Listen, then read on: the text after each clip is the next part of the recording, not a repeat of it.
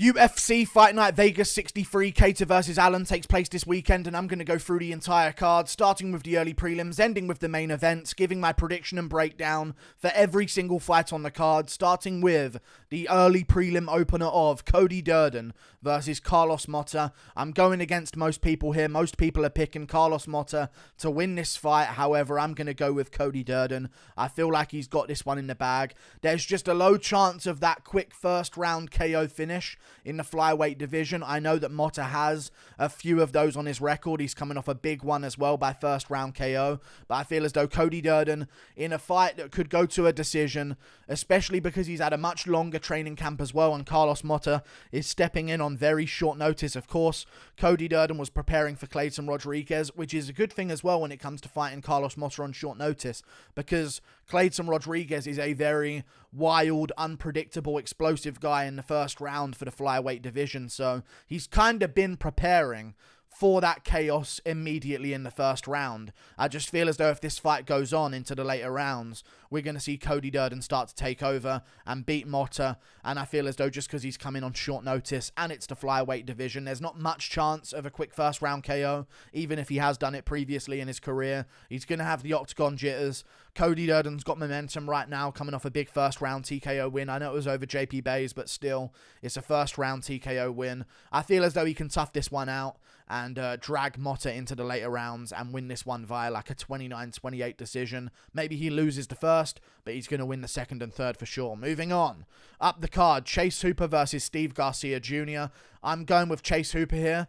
I've doubted him at times in his career, but I must admit, and I think a lot of people have to admit this as well, after his last performance, it was so impressive to me. Like, I know that Felipe Colares isn't the best of opponents, but he's still a good, capable MMA fighter. And Chase Hooper tangled him up, man, and gassed him out and finished him. So I really appreciate Chase Hooper. I really do. I know there are some people that have given him some trouble, but then when we look back at Steven Peterson as a fighter and Alex Caceres, you know, Caceres went on to do good things in the featherweight division. He's just outside the rankings, had a close fight with Sadiq Youssef, who's a very good fighter himself. Steven Peterson had a very close fight with Julian Erosa, who's tearing through the featherweight division right now. So I feel as though Steve Garcia is going to have a problem with Chase Hooper, and I feel as though Chase Hooper is going to gas him out as the fight goes on, and again win this one via decision. 29-28 is what I'm going to go for here. I just feel as though he's got this one in the bag. He looked so good on the ground against Felipe Colares, and he has such a drowning pace on the ground as well, where you have to defend something every single minute of the fight, otherwise you're going to be in danger.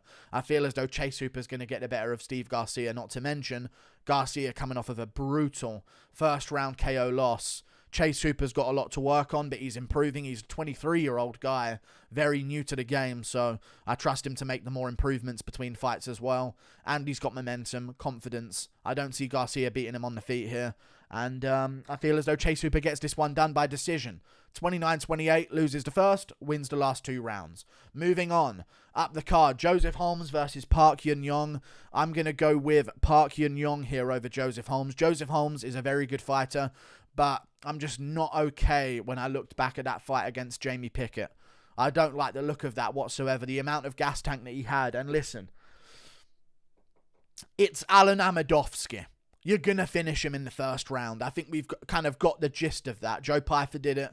You know, other opponents have done it to him as well. Even John Phillips did it. You know, that's the level we're talking about here. Everyone's going to finish Alan Amedovski in the first round in the UFC. So I'm not going to really rate that performance too highly, although it is a good win and shows that he's not bottom of the barrel in the middleweight division. It's just like, you know, in hindsight, you know, he won on the Contender Series but didn't get the contract straight away because of his record. And, you know, then he went against a 6-5 opponent. Like, that's like such a... and because it was on Looking for a Fight and he won by first round KO, but I just don't like the fact that he fought a 6-5 guy that was coming in there basically just to lose to him. You know, like, had already lost to guys like Jamie Pickett and stuff like that. Like, I just feel as though, you know, Joseph Holmes is going to lose this one to Jun-Yong Park. We've seen Jun-Yong Park have such great performances against, you know, Eric Anders. I don't think it was a split decision. I think he clearly won that fight. He was beating up on Gregory Rodriguez at one point in that fight. People forget about that. He beat Tafon and Chukwi as well and handled him quite easily. Marc-Andre Barriault as well. I just feel as though he's going to get this one in the bag. he can deal with an explosive striker early on. If he can survive Rodriguez until getting too overconfident trying to finish him and getting chinned himself, I feel as though he can sort of survive a first round against Joseph Holmes. And if he can, his chances of success are going to rise dramatically. So I'm going to go with Jun-Yong Park winning this one via third round TKO. Moving on, up the card to another fight, which is Andrei Arlovski versus Marcos Rogerio de Lima. I'm going against the old man himself, Andrei Arlovski. And I haven't done this for a long time, but I've just been noticing with some of the fights recently that he's had, Collier can win that fight. You know what I'm saying? Jared Vanderaa fight was close. It was a very close fight. You know what I mean? I'm starting to notice, you know, where maybe he, like, you know, schooled Chase Sherman a bit and won that fight pretty clearly and stuff like that. And, you know, it was a close fight against Felipe, but he arguably can win that fight, and that was quite clear to me. Things have been getting a little bit closer with Arlovski. And I know he's playing a little bit of a safety-first style, but he still does get caught on the chin. And Marcos Rogerio de Lima has hands. He does. And he can grapple as well, which I think is going to add in a different proponent to the game. You know what I mean? A different component to the game that Arlovski doesn't really have to deal with against guys like Jared Vanderaa, because Vanderaa only shoots on Alexei Olenek, the Mong, and stuff like that. So he doesn't have to worry about that with Sherman. Doesn't have to worry about that with Felipe. And I feel as though Marcos Rogerio de Lima, with the takedown threat involved, it's going to make Arlovski a little bit more hesitant on the feet. And plus, he's got those lethal hands that he can land on the chin. He's got a long reach as well. I feel as though we're going to see Marcos Rogerio de Lima mix in a takedown early. Arlovski get back up, be pushed against the cage a bit. And then Arlovski trying to sort of like point his way back into the fight, come in with a combo, and get clipped by Marcos Rogerio de Lima. And I think we're going to see Arlovski go down. So I'm going to go with Marcos Rogerio de Lima here, but if Arlovski wins again, man, massive respect to him. I just sense a different level of finishing ability in de Lima compared to the previous opponents of Andrei Arlovski. And you got that grappling element that you have to consider as well. Marcos Rogerio de Lima can grapple. And Blagojevinov is underrated, and he had a very close fight with Blagoy. So I'm going to go Marcos Rogerio de Lima in this fight, getting the job done. And he's a favourite as well, actually. I didn't even notice that. So they're seeing the same thing I am. Moving on. Up the card, Phil Hawes versus Roman Dolidze. I'm going to be going with Phil Hawes here over Roman Dolidze. I just notice a lot of times in Roman Dolidze's fights, he sort of does rely a little bit on sort of controlling opponents against the cage. I don't think he's going to be able to do that against Phil Hawes just because of how strong he is, how explosive he is, how dangerous he is to close the distance on as well. And I just don't feel as though Phil Hawes is going to get held against the cage by Roman Dolidze. I don't see it happening. He's got really good wrestling, really, really strong wrestling. And also on the feet, when you're thinking, you know, maybe Phil Hawes is a little bit chinny, he seems to take shots when he sees them coming. You know what I mean? We said this about Leon Edwards in the build-up to the Usman fight. I said this about Leon Edwards. People can say chinny, but sometimes when you can see the shots that chinned people and rocked them, you can understand exactly why, and it's not really a chin issue. You know what I mean? Roman Dolidze on the feet loads up everything he throws with vicious intent. And I know that you might say, oh, well, Phil Hawes got chinned by Curtis, so Dolidze's going to chin him because he's more powerful than Curtis, maybe, or something like that. But he also shows everything he's about to throw. And Phil Hawes, his striking in the last fight against Durden win, looked so unbelievably good. So unbelievably good. I was shocked how good his striking looked. And his striking defense as well against Durden win. He barely got hit, teed off on Durden win. He showed massive improvements. And I just feel as though he's going to be able to not get held against a cage. And I also feel as though he's going to be able to see a lot of the wildness of Dolidze coming because he loads up so much. Whereas a guy like Chris Curtis tucks in like a perfect hook that you don't really see coming. There's no load up. There's not much power behind it, but it's quick and it's there before you know it. And that's where you can see a guy like Phil Hawes get chinned. Other than that, I'm going to side with Phil Hawes finishing Roman Dolidze in the third round after Dolidze starts to slow down. Maybe the late second. We'll see how it goes. Moving on. Up the card to another fight, which is Dustin Jacoby versus Khalil Rountree. Great fight. Really, really great fight. I actually, at first, when I was actually doing research for this fight, I was considering maybe going with the Rountree pick. But I'm not going to. Because I've watched a few fights where I've seen people do a few things that I feel like I feel like Jacoby can do better than them. I'm talking, of course, about Marcin Prachnio. Now, some people had a problem with that decision. I had no problem with the decision. Prachnio clearly won 2 of the rounds. That's all I'm going to say. Sure, Khalil Rountree had moments where he hurt him. But when we look at some of the opponents that Khalil Rountree has beaten, first of all, this fight doesn't make sense ranking-wise. I feel as though Dustin Jacoby should be getting a ranked opponent, and Khalil should be like getting himself an opponent that's going to get him in the position to fight a ranked opponent or something like that, or maybe an opponent that's going to get him an opponent that's going to get him a ranked opponent. Like they're quite far apart in terms of where they're at in the division. But when we look at some of the wins of Khalil Rountree, we're looking at Carl Roberson, we're looking at Modestas Pekauskas. These are low-level guys, and before that he lost to Marcin Prachnio, and I just don't like that. You know, and then he got whooped up by Jan Kutalaba. You know, I just don't see him finishing Dustin Jacoby in the first round. He could, but when you look at him fight other opponents, Roberson ain't special, man. He just isn't special in any way. Modestas isn't really either, and he was doing okay in the first round of that fight before, of course, his leg got put out of place and stuff like that. I think he got dropped at one point in the second round as well, but he was doing okay in moments in that fight. And I think if those fighters can do okay, and Marcin Prachnio can just outright win 102 significant strikes to 49 on the outside, whilst being shorter than Jacoby, whilst not having the kickboxing credentials of Jacoby, whilst not having the reach of Dustin Jacoby, whilst nowhere near having the chin of Dustin Jacoby either, I feel as though that Jacoby can get this one done. I really do. Playing on the outside, kicking at Khalil, not committing to any massive power shots, which he doesn't anyway. And he's coming off a bunch of momentum as well. He just got a first round KO. He's had a bunch of good wins. He did a lot better against Kutalaba than Khalil Rountree did. You can say that. He's been on a tear this year. 3 fights. This will be his 3rd fight this year. Beat Mikhail Alekseychuk as well, which is a solid win. And I just feel as though he's got this one in the bag. So I'm going to go with Dustin Jacoby winning this fight by a 30-27 decision. There'll be a moment where Khalil rocks him and it gets the attention of everyone, but then I think we're going to see Jacoby return to just doing just fine.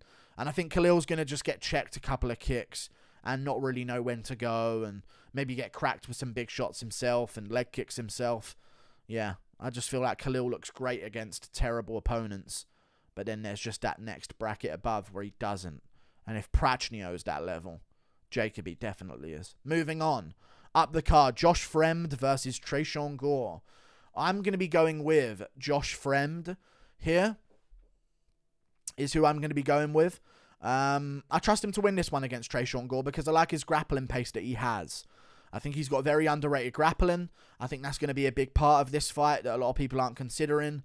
And I think Tresean Gore, he's just not experienced enough, and this is the problem when you have to rush together a season of The Ultimate Fighter, when you have no talent on the regional scene whatsoever, and you completely ignore talent in Europe, and even in some parts of Africa, in some parts of South America, and you ignore talent even in the East as well, just to focus on getting American talent on The Ultimate Fighter, and you bring in a guy who's 3-0. This is what happens. He's not ready. He just isn't ready. And the Brundage fight, he got finished badly, got finished by Cody Brundage as well. Got KO'd brutally. And then just got out-hustled by Brian Battle, who's not a big guy for middleweight.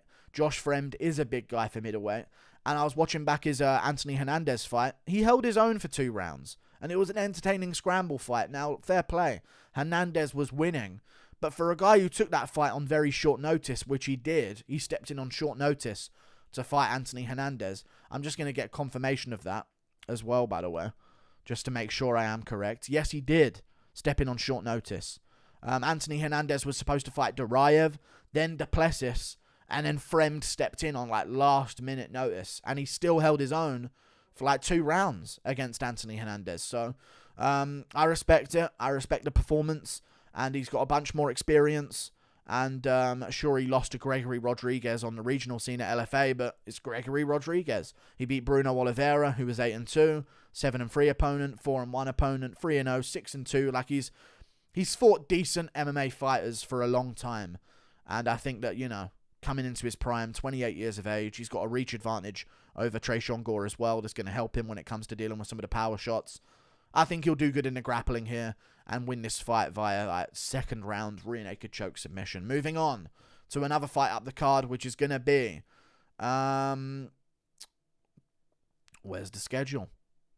Waldo Cortez-Acosta versus Jared Vanderaa.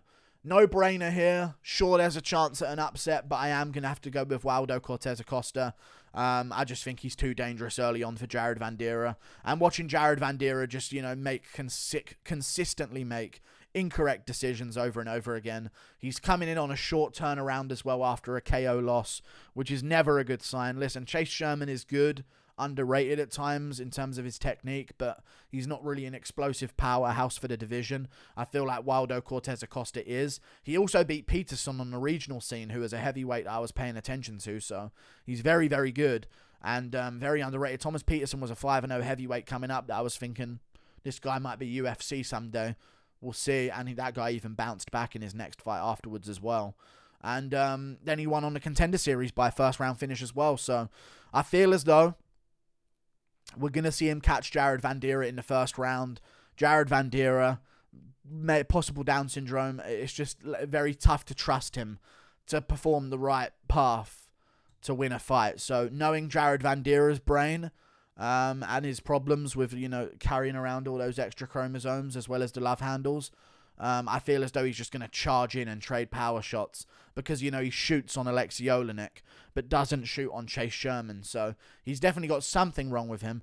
And I feel as though that he's going to get chinned swinging for the bleachers in the first round with a guy like Waldo Cortez-Acosta. So I'm going Waldo Cortez-Acosta to keep the ball rolling and get a KO win. Big guy for the division as well. Moving on to another fight, which is Tim Means versus Max Griffin.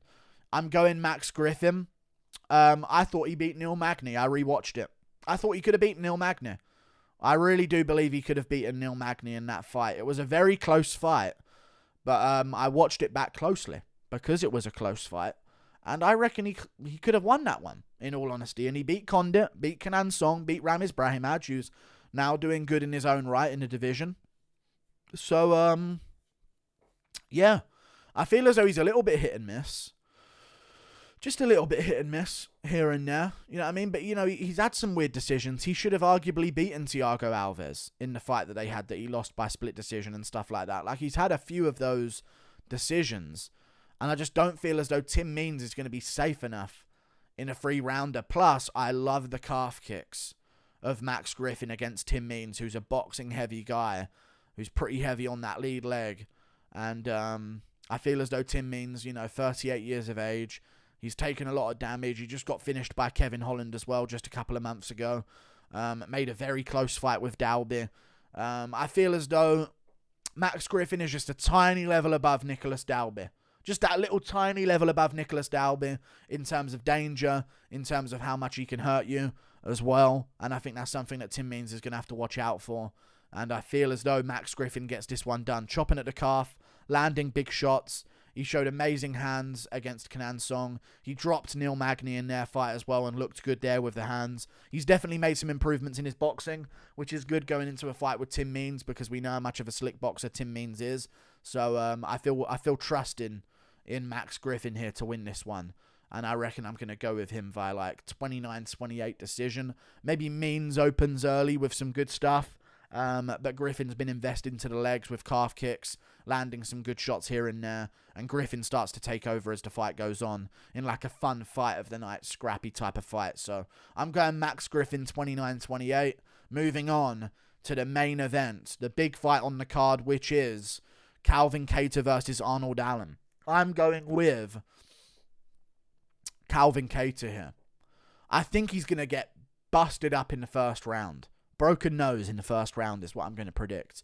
I also believe that we're going to see him get hurt in the second round as well at some point. And Allen's going to look really, really, really good in the early stages of this fight. I truly believe that. But if Emmett can't KO you, I don't think Arnold Allen can. I don't think he can. I know it's a different type of fight and Allen's got the explosiveness and, he's got quick hands as well that can be a lot to deal with. But I feel like Kattar's done a great job recently of dealing with kicks a lot more. We saw that against Giga Chikadze, how he was able to smother him and track him down. And I don't think Allen can go 5 rounds. That's what I'm noticing a lot in his game. And we saw it against Sodiq Yusuff. He dramatically slowed down in the 3rd round of that fight. I was even worried after some points in the Dan Hooker fight, like, oh God, if this goes into the 2nd, this guy might be puffing for air. Like, he's such an explosive guy, you know what I mean? And he even broke his hand, and he always hurts his hand. And I just feel as though if this gets scrappy in round 3 or 4, I can really see Kattar pouring it on, ripping a couple of body shots on him, starting to make him cover up against the cage. And I think Kattar's going to do a bit better than some people think. Now, I do understand Kattar actually doesn't deal with guys moving side to side too well, and Allen moves side to side better than most. But I'm going to go against a majority here, and I just don't trust Allen's hands to not break. I trust him in terms of how good they are, but he always breaks his hands, and it seems to be a constant issue with the way he throws some shots when he gets wild. He always catches people with a thumb. And I know Kattar's going to break his nose, but he deals with breaking his nose quite well, and it happens like every fight as soon as it gets touched. I like someone fighting with a broken nose that's used to it like Calvin Kattar than someone fighting with a broken hand like Arnold Allen.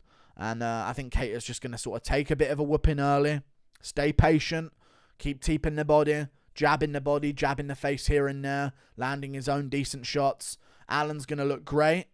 I think he'll win the 1st round dominantly. I think he'll win the 2nd round clearly. I think the 3rd round's going to be like a scrap, and Kattar's going to come on at the end of the 3rd round and start having some good moments. And I think he's going to beat up Allen badly in round 4. And I can see like a round 4 body shot, headshot finish against the cage from Calvin Kattar. Or even just he wins round 4, Allen holds on. He wins round 5, Allen holds on. But Kattar wins the 3rd, 4th, and 5th to win himself the decision. So yeah, it's going to be interesting. I just don't trust the finishing ability of Allen, and if I don't see him finishing Calvin Kattar, I definitely don't see him winning a decision if we get into those later rounds. I don't see Kattar letting him off the hook for the amount of times that we've seen him slow down.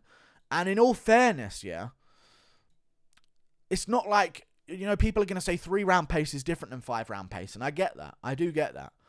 But Allen's hardly fighting at crazy pace sometimes. The last fight was like a removal of all the things we've known about Allen. Because, and I called it, I said 1st round, Allen's going to TKO Dan Hooker with a speed advantage. And he did, because Hooker was coming down a weight class. He should never have been in the featherweight division again. He should have been done and stayed at lightweight and got the Ferguson fight. And maybe none of the horrible stuff would have happened that's happened to Ferguson and Dan Hooker. But I don't see him finishing Kattar.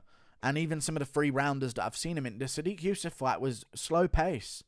You know, Yusuff was pressuring him, but, you know, after hurting Yusuff, which I don't think he's going to hurt Kattar like that, outside of the moments where he hurt him and dropped him in the first 2 rounds, he lost those rounds. If you take away the head kick that wobbled Yusuff and the left hand that dropped him for a second, which I don't think are going to drop Kattar or hurt him, he just loses 30-27 to Yusuff. Because he was losing the majority of the fight. But he won it on the moments. And then he slowed down in the 3rd. I don't like it. I'm going with Calvin Kattar. Decision win or late rounds TKO. Like and subscribe. Thank you for watching. Toodle pip. I'll see you later. Goodbye.